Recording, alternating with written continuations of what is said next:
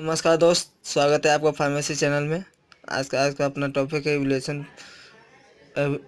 Of tablet का dissolution of dissolution test for tablet. Dissolution का मतलब ये होता है दोस्तों कि कोई भी जो टैबलेट की जो सब्सटेंस है किसी सोल्यूशन में नहीं घुलता है तो इसको हम डिसोल्यूशन बोल देंगे। ठीक है दोस्तों, इतना से इसको याद रखिएगा, ये मेन पॉइंट फ्यू है याद रखने की। तो दोस्तों इसी में है कि डिसोल्यूशन टेस्ट फॉर टैबलेट के लिए क्या मापने के लिए किया जाता है। ठीक है, जिसमें कि जो एक टैबलेट में ड्रग की सब्सटेंस की परसेंटेज देने के लिए जो टाइम रिक्वायर्ड की अमाउंट की जरूरत पड़ती है एक विट्रो कंडीशन में स्पेसिफाइड अंडर सोल्यूशन इनटू गो, है कि इसका मतलब है कि ये टेस्ट मेजर के लिए किया जाता है जिसमें एक टैबलेट में ड्रग की सब्सटेंस परसेंटेज देने के लिए जो टाइम रिक्वायर्ड की अमाउंट लगती है। ठीक है दोस्तों, ये विट्रो कंडीशन स्पेसिफिक सोल्यूशन के अंदर किया जाता है। विट्रो मतलब यहाँ मशीन दिया हुआ है और स्पेसिफिक कंडीशन सोल्यूशन के अंदर के सोल्यूशन होगा। देखिए दोस्तों, ये प्रेसेस देख रहे हैं, इस प्रेटेस के थ्रू ही हम डिसोल्यूशन टेस्ट कर सकते हैं टैबलेट का। तो जिसमें आप दोस्तों सोल्यूशन है तो सोल्यूशन अपना किस में जाएगा, जो सिलेंडर का विजल्स है, सिलेंडर का विजल्स के अंदर सोल्यूशन के अंदर टेस्ट होगा। ठीक है दोस्तों, तो अब कैसे करेंगे तो पहले इसकी कंस्ट्रक्शन में ध्यान पूर्वक देख लेते हैं। कंस्ट्रक्शन में दोस्तों जैसे कि अपना इसमें दिया हुआ एक सिलेंड्रिकल विजल्स है, लीड है, थर्मोमीटर है, मोटर है, सॉफ्ट है, बास्केट है। ठीक है दोस्तों, ये सब है। तो इसको आइए डिटेल से पढ़ते हैं। जो सिलेंड्रिकल कवर्ड विजल्स है, जैसे आपको दिखाया जो देखिए सिलेंड्रिकल विजल्स, ये ग्लास का बना होता है जो ट्रांसपेरेंट भी होता है। इसकी जो कैपेसिटी होती है 1000 ml कैपेसिटी होती है और इसको फिट किया जाता है लीड की सहायता से। लीड देख रहे दोस्तों, लीड दिखाई दे रहा है आपको। इसके 4 होल्स होते हैं। एक होल्स होता है, एक होल से निकलता है सापेट की स्टीरर। ठीक है दोस्तों, स्टीरर की सापेट निकलती है। दूसरा होता है थर्मोमीटर रखने के लिए, ये थर्मोमीटर। और दो है जो बच गए, वो सैंपल को हटाने और निकालने के लिए लगाए जाते हैं। जैसे कि जो सिलेंडर का बेस के ऊपर 2 साइड से होल्स होंगे। ठीक है, जिसको हम सोल्यूशन निकालना हो तो पेज से घुमा के निकाल के फिर इसको निकाल सकते हैं। ठीक है दोस्तों, अब फिर इसमें एक इलेक्ट्रिक मोटर लगा हुआ है। इलेक्ट्रिक मोटर का काम ये है कि ये बास्केट को घुमाता है। ठीक है, अब बास्केट को विभिन्न स्पीड के हिसाब से घुमा सकता है। 25 से लेकर 150 पर 1 मिनट में 25 से लेकर 150 रिवोल्यूशन कर सकता है 1 मिनट में।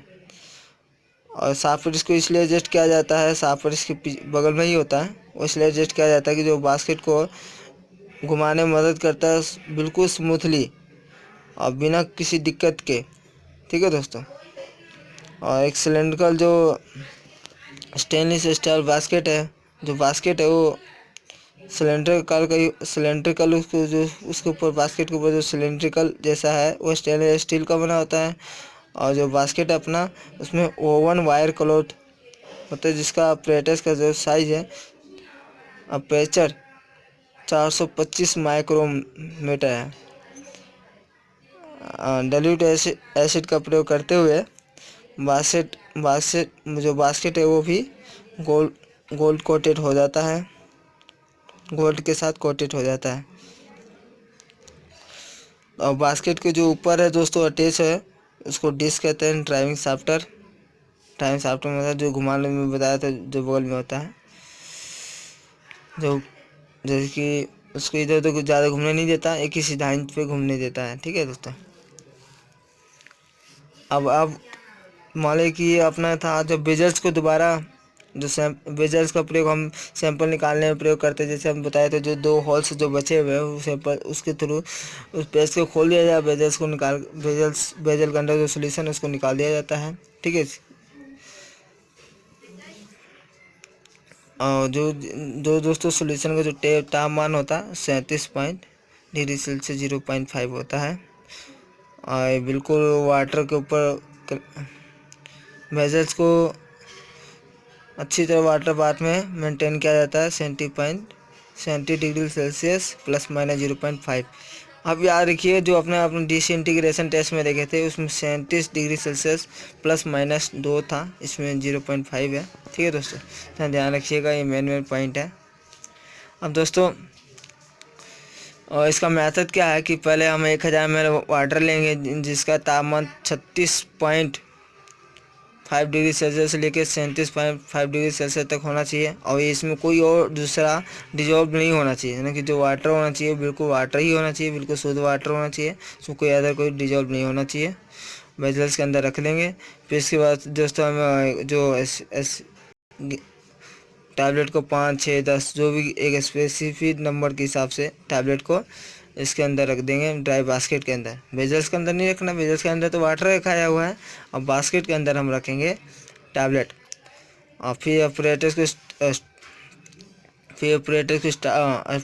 स्टार्ट कर देंगे। तो मोटर जैसे ही स्टार्ट होगा, ऑपरेटर्स को सेट करने के बाद मोटर को स्टार्ट करेंगे। मोटर को स्टार्ट करने के बाद इसकी रोटेशन स्पीड है 100 रोटेशन पर मिनट के हिसाब से सेट कर देंगे। फिर इसको स्टार्ट करने के बाद मोनोग्राफ के हिसाब से इसको सेट किया जाता है, जितना अपना जो फार्माकोपी के हिसाब से मोनोग्राफ में दिया होता है।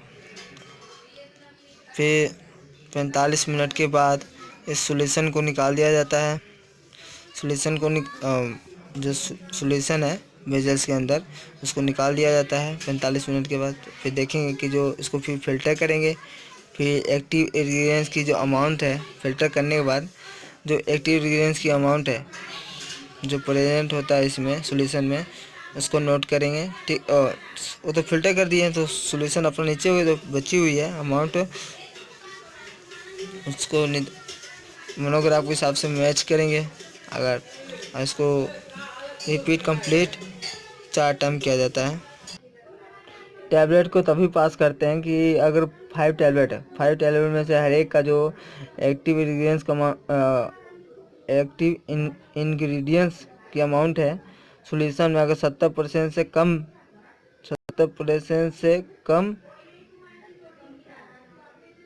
नहीं होता है, यानी कि जो सॉल्यूशन में एक्टिव इंग्रेडिएंट्स की अमाउंट है 70% से अधिक हो जाए तो टेस्ट को अधिक हो जाता है तो इसको पास कर देंगे, क्योंकि इसके अंदर से भाई जो एक्टिव इंग्रेडिएंट चाहिए मरीजों के लिए तो उसको प्राप्त तभी असर करेगा। तो इस हिसाब से डिसोल्यूशन में टेस्ट किया जाता है कि वाकई अगर 70% से अधिक घुल जाता है एक्टिव इंग्रेडिएंट्स की मात्रा है सॉल्यूशन में मिल जाता है तो इसका मतलब कि टैबलेट को पास कर दिया जाए। अब इसमें क्या होता है दोस्तों, ये तो जहाँ पे एक केस और है जिसमें 2 या अधिक टैबलेट को लेकर फिर एक साथ बास्केट में रख दिए जाते हैं।